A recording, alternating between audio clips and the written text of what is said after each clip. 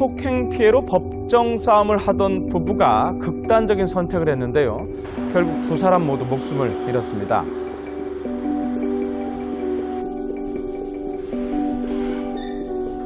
성폭력 피해자 부부는 가해자를 상대로 법정 소송 중에 극단적인 선택을 했다는데요.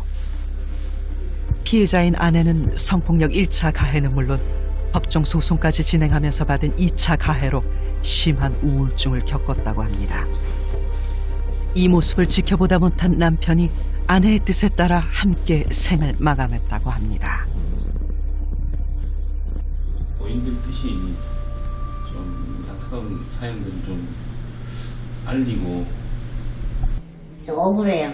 저는 솔직하게 억울하고 좀 피의자 좀 강력하게 좀 처벌을 원합니다.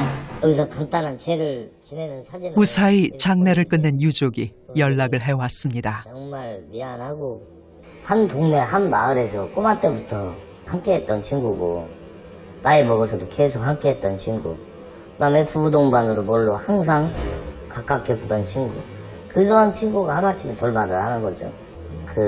취하고 싶은 여자분을 자기가 어떻게든 이제 한번 해보려고 처음에는 신랑의 이런 허점을 아냐, 잘못된 약점을 아냐, 숨겨놓은 아들이 있다, 너는 지금 이용당하고 있는 거다, 모함으로. 그런데도 어떤 진행이 안 되니까 그 다음은 애들이고 네 신랑이고 출장 끝나고 오는 대로 죽일 거다. 여러 가지 형태로 이렇게 하다가 나중에는 강압과 이제 무력과 그런 협박으로 이제 이루어지는 거죠.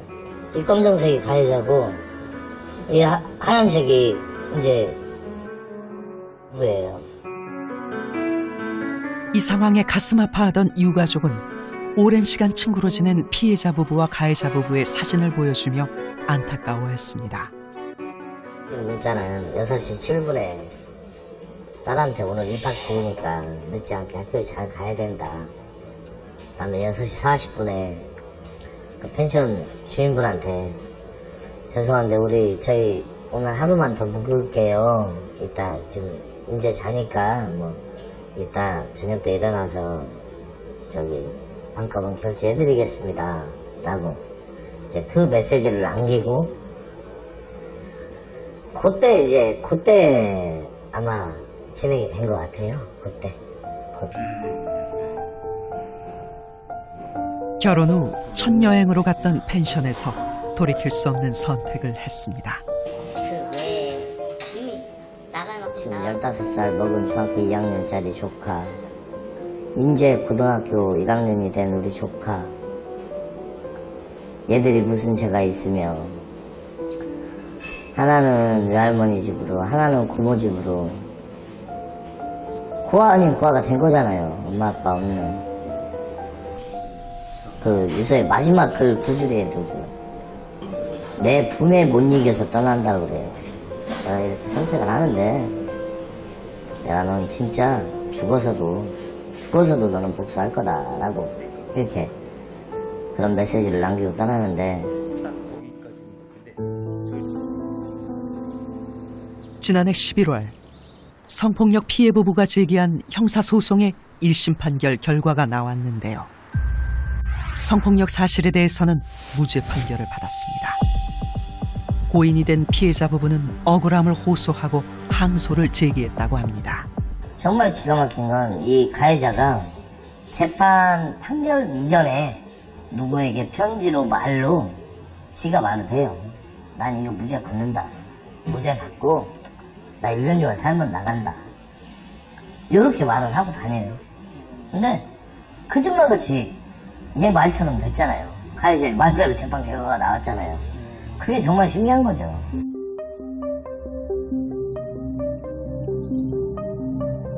가해자로 지목된 남성의 입장을 들어보려고 했으나 현재 폭력 혐의로 교도소 복역 중이었습니다. 증거를 내봐, 증거를.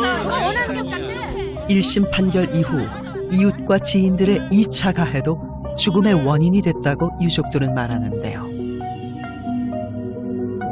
성폭력 피해자 부부의 죽음 이후 언론과 세간의 관심은 뜨거웠습니다.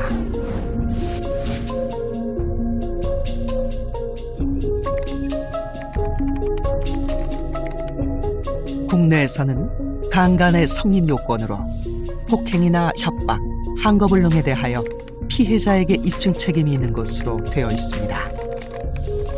반면 영미권에서는 상대의 동의가 없으면 강간으로 정의하고 있고 동의에 대한 입증 책임이 가해자에게 있습니다. 이것은 법감정에서 우리나라의 성폭력에 대한 시각이 얼마나 보수적인지를 보여주고 있습니다.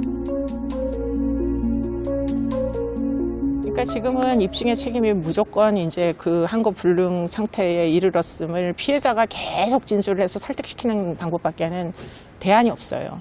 그런데 그러다 보면 입증이 사실은 생각보다 쉽지 않고 그렇게 설득하는 과정 중에 진술이 반복되면서 번복이 되고 막 이런 게 이제 진술 신빙성을 떨어뜨리게 만드는데 영미권 국가처럼 애당초에 법에다가 강간죄는 이제 상대방에게 동의를 구하지 않고 일어난 그런 이제 성관계는 사실은 성폭력이다라는 걸 인정을 해주면은 그러면은 사실은 동의를 구하지 않았다라는 피해 진술은 일관이 되면서 상대방이 결국은 가해자가 동의를 받는 절차가 틀림없이 있었음을 계속 법원을 설득해야 되는 입장으로 완전 반전되는 거죠. 책임이 피해자로부터 가해자로 입증의 책임을 넘길 수 있는 조항이 바로 그 동의를 받는 절차를 가졌느냐 요 대목인 거죠.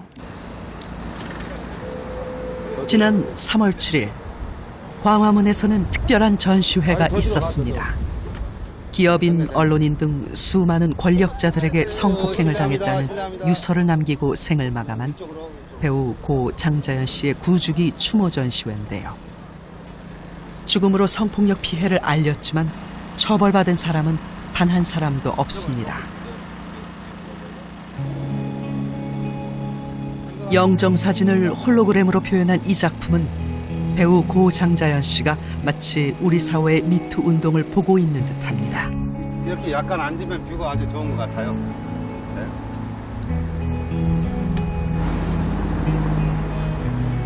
지금 우리 사회에 불고 있는 미투 운동은 어느 날 갑자기 시작된 것이 아니었습니다.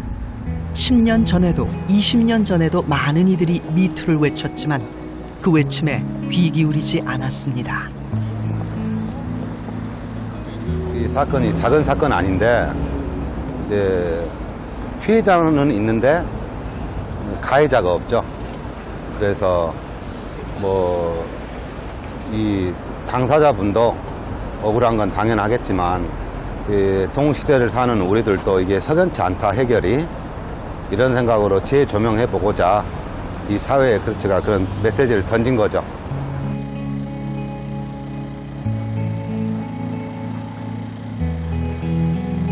살아있는 듯한 고 장자연 씨의 영정사진은 퇴근길 시민들을 붙듭니다.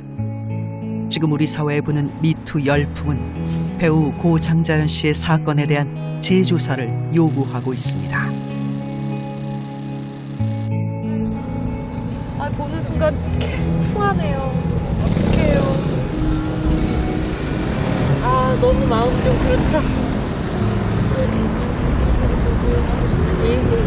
이렇게 보내면 안 되는 사람이었던 것 같아요. 자기 목숨으로 뭔가를 알리려고 몸부림치다가 그렇게. 다시 재조사 제대로 됐으면 좋겠어요. 네.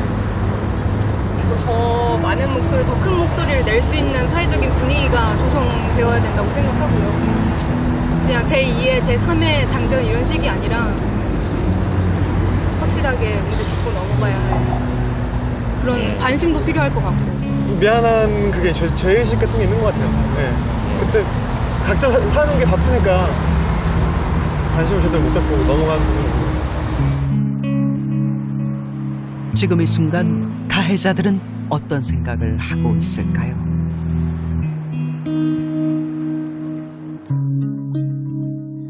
드라마 관계자들로부터 성폭력을 당한 것으로 알려진 단역 배우가 목숨을 끊은 사건이 미투 운동으로 재조명되고 있습니다. 미투 열풍으로 과거의 한 사건이 다시 조명되고 있습니다. 방송 현장에서 12명으로부터 성폭력을 당한 단역 배우. 그는 목숨을 끊었고 동생도 뒤를 이었습니다. 고소를 못하게 협박했던 가해자들은 지금도 현장에서 활동한다고 합니다. 큰애는 2009년 8월 28일, 작은애는 2009년 9월 3일, 아버지는 11월 3일. 한꺼번에 가족 셋을 잃은 어머니의 마음은 어떠할까요? 맨날 이렇게 얘기하고 있는데 또 이렇게 뭐 지금 이 안에 애장품 있어요. 우리 애들은 다 흙이 됐잖아요. 우리 애들 애장품 지금 다 흙이 돼가지고 없어요.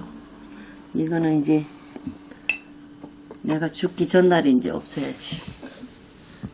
이렇게 이거는 우리 작은 애고. 곱게 키운 두 딸이 호기심으로 시작한 단역 배우 아르바이트가 화근이 되었습니다. 큰애는 핀을 좋아했어, 핀. 그냥 작은 애가 언니 우리 심심한데 보조 출연을 하러 갈까 해가지고 그렇게 된 거예요. 어디 뒤지니까 거기 나오더라고 또 그게. 나 영정사진만 있는 줄 알아. 드라마 촬영장에서 만난 12명의 스태프들에 의해 성폭행, 성추행을 당한 딸은 이상 행동을 보였다는데요. 우리 셋이 얘 대학 졸업하던 날 그냥 누군가를 죽여야 된다고 온 집안을 왔다 갔다 하는 거예요. 왔다 갔다 그것도 이제 옷 다 벗고. 이상 행동을 감당할 수 없었던 어머니는 딸을 정신병원으로 데려갔습니다. 그렇게 했는데 그 다음에 면회돼가지고 치킨하고 뭐 좋아하는 거 사가지고 갔더니 엄마 나 성폭행 강간당했어 그러더라고. 그래갖고 이제 내가 추진하게 된 거예요. 딸이 아팠던 이유를 알게 된 이후 어머니는 소송을 제기해 사건의 전모를 하나씩 알게 됐습니다. 그래갖고 반항을 하니까 라이터불을 켜면서 지진다, 칼도 들이대면서 얼굴에 긋는다. 그런 식으로 해서 당한 거야. 고소당한 가해자들의 2차 가해는 상상을 초월했다고 합니다. 지하 안 하면 동생 팔아넘긴다, 불 질러버린다, 엄마 죽인다. 우리 집을 너무 잘 아니까. 협박을 하니까 이제 언언하러 갔어. 분명히. 근데 나중에 보니까 취하가 됐더라고. 죽기 얼마 전부터 그렇게 한 1년 반 전부터 그렇게 취하를 하는 걸 후회를 하더라고. 그러니까 들어도 충격이죠. 우리 애가 어떻게 삽니까? 제정신이 아니면 살아. 온전하게 돌아오니까 분해서 못 사는 거예요. 청원 부탁합니다. 우리 딸 모교. 딸의 억울함을 풀어주기 위해 거리로 나섰습니다. 청원 부탁드립니다. 우리 딸 모교예요. 읽어봐 주셔요. 예, 20만 명 채워야 된대요. 예, 저기 우리 큰딸이 여기서 장학생이었었어요. 대성대. 예, 이런데 절대로 일하러 가지 마세요. 예, 공부만 하던 애라 이렇게 당했었어요. 감사합니다. 감사합니다.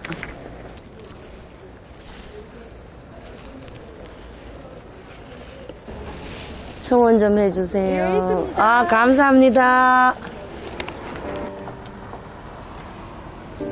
미투 운동 이후 성폭력으로 인한 단역 배우 자매 자살 사건에 많은 이들이 관심을 보이기 시작했습니다. 청와대 국민청원 게시판에도 사건을 재수사해달라는 국민청원이 시작됐습니다. 정부와 청와대가 답을 해야 하는 20만 건을 채운 날, 어머니 집을 찾아갔습니다. 이렇게까지 욕심을 부려도 되나 싶어요. 너무 고마워서요. 10만 명만 채워도 그냥 참 알아주는 사람들이 많아서 좋겠다 이런 생각을 했는데 막상 20만 명 채우고 나니까 정의는 살아있다 생각이 들었습니다. 한 번도 안 하고 재조사를 해달라는 외침이 10년 만에 메아리가 되어 돌아왔다는 어머니는 말을 잊지 못했습니다. 꿈을 꿨을 텐데 도움 받으러 갔다가 우리 애들이 다 죽었어요. 제 탓이에요. 제가 고소만 안 했으면 우리 애들이 안 죽었어요. 담당 의사 선생님이 그랬어요. 정신과에. 일상생활하는데 전혀 지장이 없었다고. 그런데 검경찰이 너무 그렇게 이상한 말을 하고 스트레스 줘서 피해자들이 조사받고 오면 죽잖아요. 많이 자살하잖아요. 이 방송을 보시는 피해자들 죽으면 안 돼요. 부모들이 너무 가슴 아프니까 죽으면 안 돼요. 딸을 낳지 마세요. 아직은 딸 키울 수 있는 우리나라 아닙니다. 이게 나라예요. 우리나라요. 딸 키울 수 있는 나라. 얼마나 똑똑했는데 1초만이라도 엄마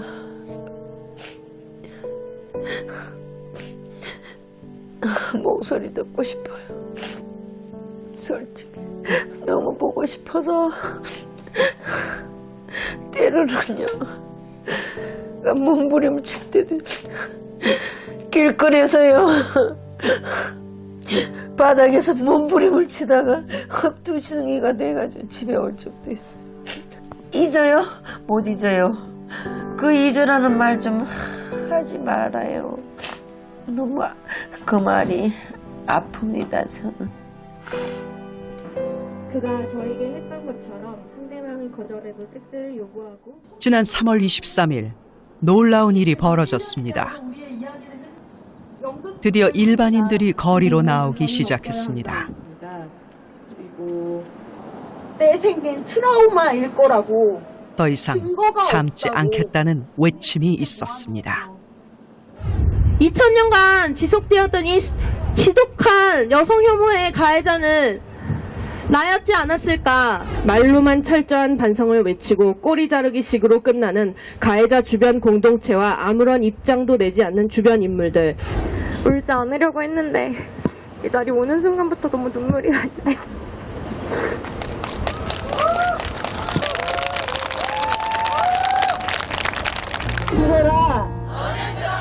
시간이 지날수록 사람들이 늘어났습니다.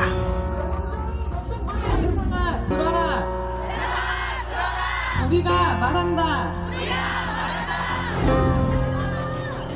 우리가 든 이 촛불은 우리 사회의 뿌리 깊은 왜곡된 성의식이 사라지고 여성이 안전한 사회의 판을 다시 짜고 있습니다.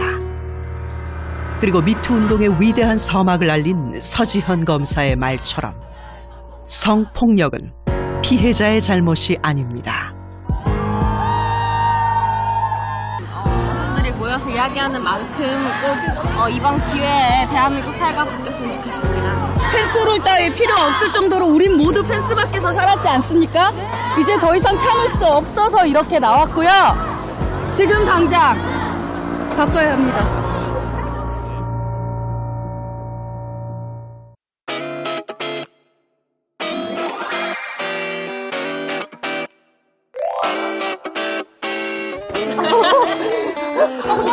청소 1번을 해야 됩니다.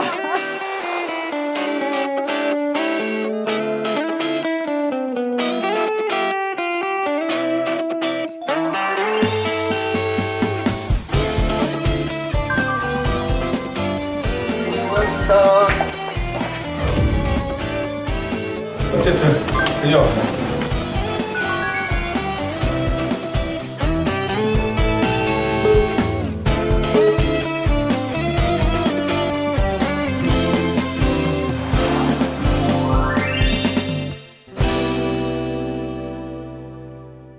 그러니까 저를 소재로 막 음담 패설을 하면서 분위기를 띄우고, 그리고